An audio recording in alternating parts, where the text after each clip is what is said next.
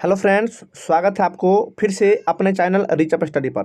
चलिए दोस्त, आज हम लोग प्रश्नावली 1.2 के क्वेश्चन नंबर फर्स्ट को लेकर के आए हैं, उसको देखते हैं। क्वेश्चन कह रहा है कि सिद्ध कीजिए कि √5 एक अपरिमेय संख्या है। इससे पीछे हम लोग इस तरीके से √2 और √3 को भी हम लोग सिद्ध कर चुके हैं। ठीक है, तो चलिए आज हम लोग इस क्वेश्चन को देखते हैं।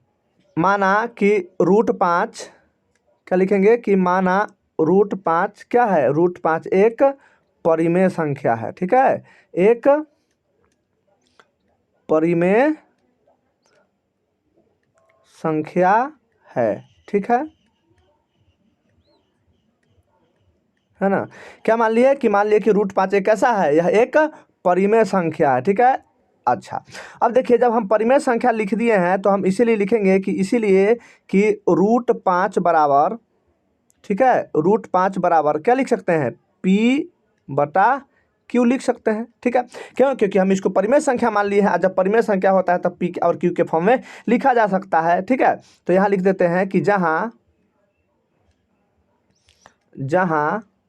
क्या कि P और Q क्या है, एक सह अभाज्य संख्या है। क्या लिखेंगे, एक सह अभाज्य संख्या है, सह अभाज्य संख्या है। ठीक है ना। जब सह अभाज्य संख्या है ना, उसके साथ साथ और लिखना है तथा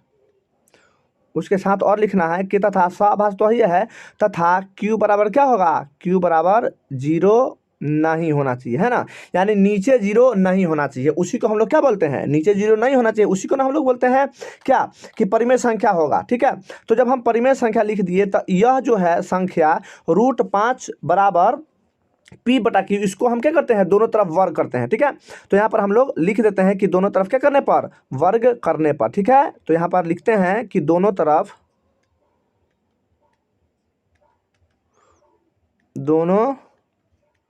वर्ग करने, ठीक है, पर। ठीक है मेरे भाई, दोनों तरफ वर्ग करने पर। तो इसको जब हम दोनों तरफ वर्ग करेंगे तो √5 का वर्ग करेंगे तो सीधा सीधा क्या हो जाएगा, सीधा सीधा हो जाएगा 5, और बराबर इधर करेंगे P का तो क्या हो जाएगा, P का स्क्वायर हो जाएगा, और बटा ये क्या हो जाएगा, Q का स्क्वायर हो जाएगा। ठीक है, ये तो होगा, P का स्क्वायर हो जाएगा और Q का स्क्वायर होगा। अब हम देखिए, अब हम लोग क्या करेंगे, अब हम लोग यहाँ जो Q जो है ना, Q को यहाँ पर ले जाएंगे। ठीक है, और Q को यहाँ पर ले जाएंगे, और साथ में जो 5 है उसको हम यहाँ ले जाएंगे। ठीक है, तो यहाँ पर लिख सकते हैं कि Q स्क्वायर, क्या लिखेंगे कि Q स्क्वायर बराबर क्या होगा, P स्क्वायर, है ना, P स्क्वायर, और बटा क्या हो जाएगा, बटा में आ जाएगा 5। ठीक है, ये तो आ जाएगा। तो अब यहाँ से हमें एक चीज़ देखने को मिल रहा है। ठीक है, यहाँ पर देखने को मिल रहा है कि 5 जो है किसको विभाज्य कर रहा है, 5 जो है वह P को काट रहा है। ठीक है, तो यहाँ पर लिखेंगे कि चूंकि 5 क्या करता है, चूंकि 5 P स्क्वायर को क्या करता है, P स्क्वायर को विभाजित करता है, ठीक है, विभाजित करता है। ठीक है मेरे भाई, चलिए, क्या करता है, इस P स्क्वायर को विभाजित करता है। तो जब यह P स्क्वायर को 5 विभाजित करेगा, इसका मतलब कि 5 किसको विभाजित करेगा, P को भी, है ना, P को भी क्या करेगा, विभाजित करेगा। ठीक है, P को भी विभाजित करेगा। ठीक है, विभाजित करेगा। ठीक है, यह P को भी विभाजित करेगा। ठीक है, तो अब करिए, अब यहाँ जो है इसको हम क्या मान लेते हैं, इसको मान लेते हैं समीकरण फर्स्ट। ठीक है, समीकरण इसको 1 मान लेते हैं। अब जरा देखिए, फिर से हम लोग क्या करेंगे, एक बार और इसको हम लोग मानेंगे। ठीक है, तो फिर से करते हैं कि माना, ठीक है, माना एक कांस्टेंट हम लोग मान लेंगे कि माना कि P बराबर क्या मान लेते हैं, P बराबर यहाँ पर क्या है, √5 सिद्ध करना है, तो वही हम लिख देते हैं 5। ठीक है, और एगो कांस्टेंट मान लेते हैं C। ठीक है, तो लिखेंगे कि C क्या है, इधर लिख देंगे कि जहाँ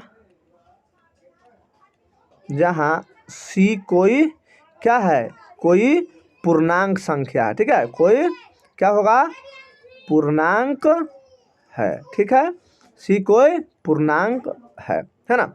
चलिए अब हम लोग इससे आगे है ना जरा देखते हैं। अब देखिए यहाँ पर जो आप यहाँ पर देखिए कि P बराबर क्या हो गया, 5C। अब इस P का वैल्यू किस में रखेंगे, समीकरण हम लोग 1 में रख देते हैं। ठीक है, इस P का वैल्यू हम लोग समीकरण 1 में रख देते हैं। ठीक है, तो चलिए इधर देखते हैं।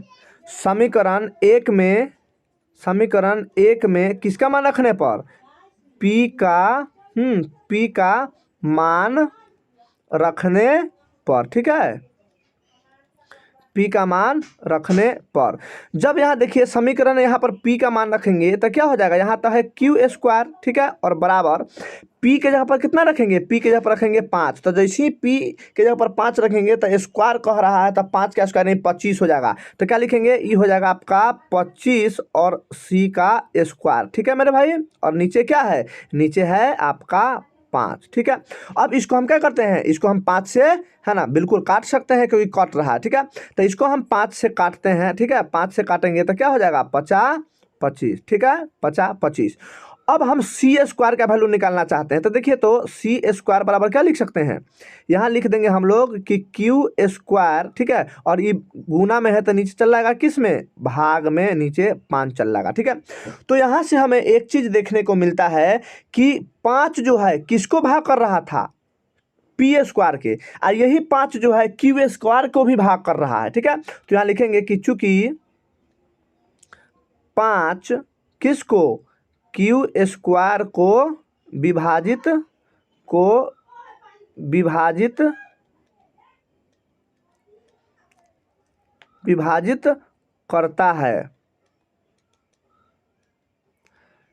करता है, इसीलिए 5 Q को भी क्या करेगा, Q को भी विभाजित करेगा। ठीक है मेरे भाई, विभाजित करेगा। ठीक है, अब जरा देखिए तो यहाँ पर जो 5 जो है P² को भी विभाजित कर रहा था, और ये 5 जो है Q² को भी विभाजित कर रहा है। इसका तो मतलब यह हुआ सहअभाज्य तो नहीं होगा। ठीक है, तो चलिए इससे आगे हम लोग यहाँ पर देखते हैं। चलिए अब हम लोग यहाँ देखते हैं है ना, कि हम लोग यहाँ देख लिए कि क्या है, 5 जो है वह P को भी विभाजित कर रहा था और 5 जो है Q को भी विभाजित कर रहा था, है ना। तो यहाँ हम लोग लिखेंगे कि यहाँ P और Q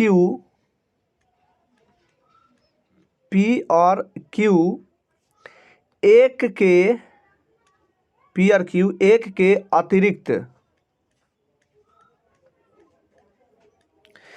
के अतिरिक्त संख्या है। ठीक है मेरे भाई, है ना, अपरिमेय संख्या है। ठीक है, यही इसका क्या हो गया, यही इसका सॉल्यूशन हो गया। ठीक है, चलिए अगला क्वेश्चन देखते हैं।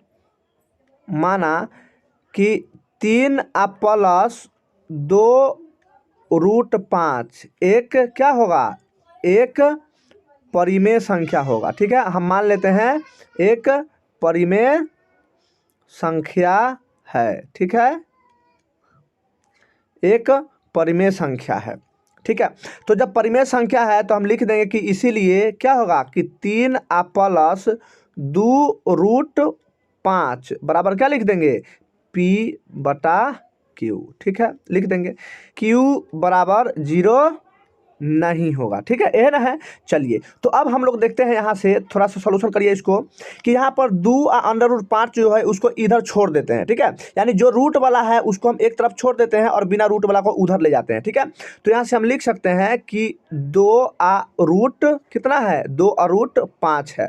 2√5 बराबर क्या होगा, P/Q। ठीक है, और यहाँ जो है प्लस उसको इधर ले जाएंगे कितना, -3 में। ठीक है, चलिए अब इसको क्या करेंगे, √5 को ऐसे छोड़ दीजिए। ठीक है, तो √5 बराबर क्या लिखेंगे हम, P/, गुना में है तो कहाँ चलेगा, भाग में चलेगा, 2Q हो जाएगा। ठीक है, और माइनस में हो जाएगा कितना, -3। ठीक है, तो इसको ध्यान से देखिए, एक तरफ यहाँ क्या है, यह एक अपरिमेय संख्या है और इधर क्या आ गया, इधर आ गया परिमेय संख्या। तो ऐसा पॉसिबल है क्या, तो ऐसा पॉसिबल नहीं है। तो लिखेंगे कि यहाँ, ठीक है, यहाँ √5 √5 एक क्या है, अपरिमेय संख्या है, अपरिमेय संख्या है, अपरिमेय संख्या है, जबकि क्या है, P/2Q और -3 क्या है, एक परिमेय संख्या है। ठीक है, एक परिमेय संख्या, ठीक है मेरे भाई, परिमेय संख्या है। ठीक है, एक परिमेय संख्या है। लिखेंगे कि अतः हमारा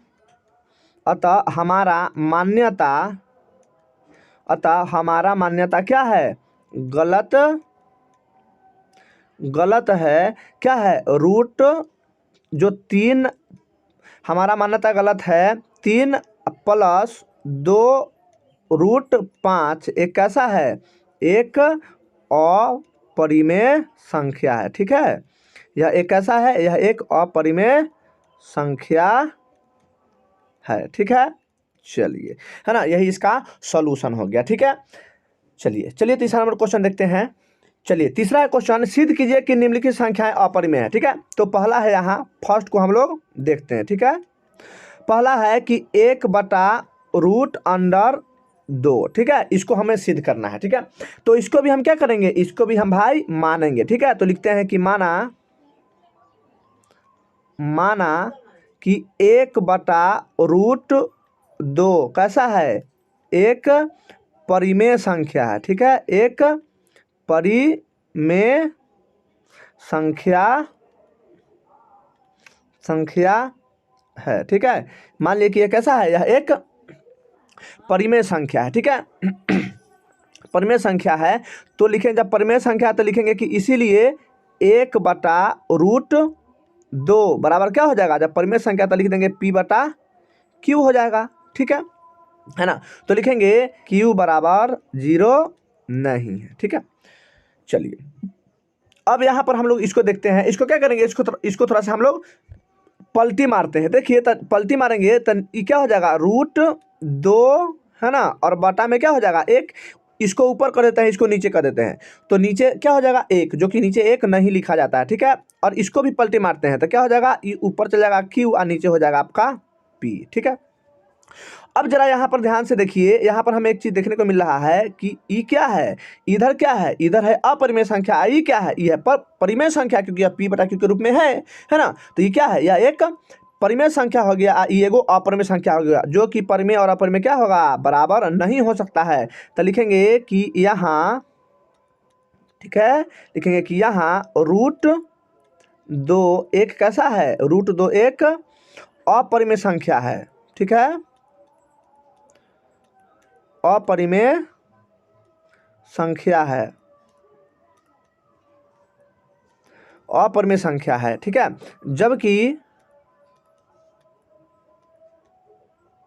जबकि Q/P कैसा है, एक परिमेय संख्या है,